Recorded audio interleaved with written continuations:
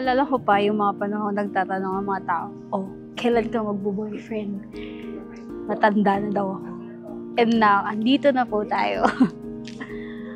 Maraming taong nagpakilig, nagpasaya at nagmahal.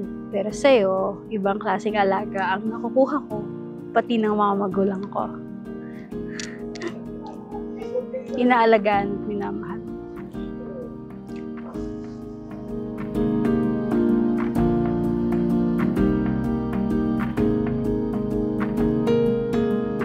Aking minamahal, hindi pa rin ako makapaniwala kung saan tayo dinala ng tadhana.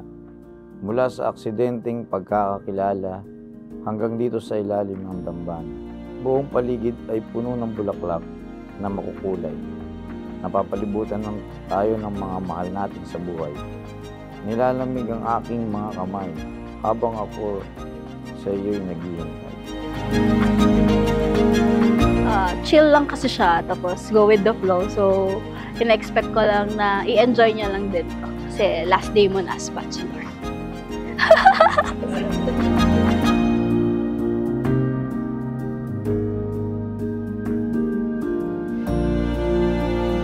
Samahan natin sina Joseph at Joy sa kanilang paglapit sa dambana ng Panginoon upang hilingin ang biyaya at pagpapalang dulot ng sakramento ng kasal.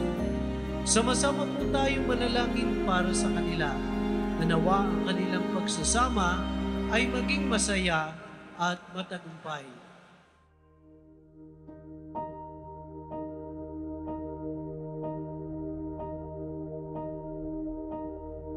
I'm not afraid of losing what I found. Sa Facebook talaga, unang kaming nag-message. Kasi yung unang meet up namin ay kasama niya yung mga pinsan ko. So, hindi talaga kami nagka-interaction. After 2 years, tsaka pa siya nag-message sa Facebook. Ayun, the rest is history. Dito na tayo.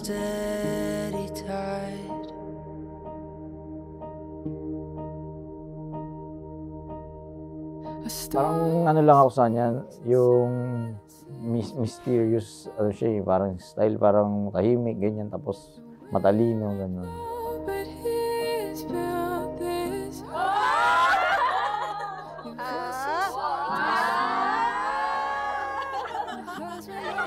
Siyempre, mana ka sa akin. Alam ko hindi ka pababayaan ni Joseph.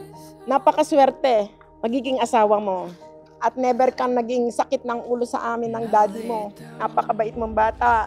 Okay naman si Joseph, mabait naman siya. Kaya lang, nak, maraming challenges, maraming ano sa pagiging mag-asawa. Pero alam ko, kayang-kaya yan. Strong woman ka eh. Nagmana ka sa akin. I love you. Mahal na mahal kita na. At nag-iisa ka. Hand in hand, I'm yours. Joseph, mahal na mahal kita. My wish is best wishes and congratulations to you and to Joy. Basta, lagi ka lang umapit kay Lord. Huwag niyo kakalimutan si Lord lagi. My love, Joseph, our day is here. At dahil supportive ako, tuloy lang tayo sa pagbibisyo. Basketball is life, pero joy is lifer. Thank you sa gift. Magagamit ka sa Tuesday, tamang-tama. And I lay down everything, every part of me, I'm yours. My love, parang iksi lang nung 4 years, pero ang dami na nating pinagdaanan. Pero sabi mo nga, simula pa lang naman ito. Mas marami pang magaganda, pati hindi ganun kaganda, pero lagi tayong magkasama. So, thank you for making me realize that.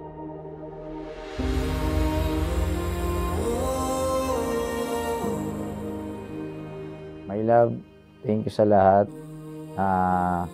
Alam ko, start pa lang to ng mga pagdadaanan natin at pupuntahan nating paglalakbayas bilang mag-asawa. Yun lang, huwag kang magbabago at kung ano man mga problema at sosolve lang natin palagi. Love you. And I lay down everything, Halo-halong emosyon ng aking nadarama, ngunit mas nangingibabaw sa aking puso ang tuwa. Pangako sa isa't isa ay ating sinambit, saksi ang ating Ama na nasa langit. Sa wakas, mahal, tayo'y iisa na.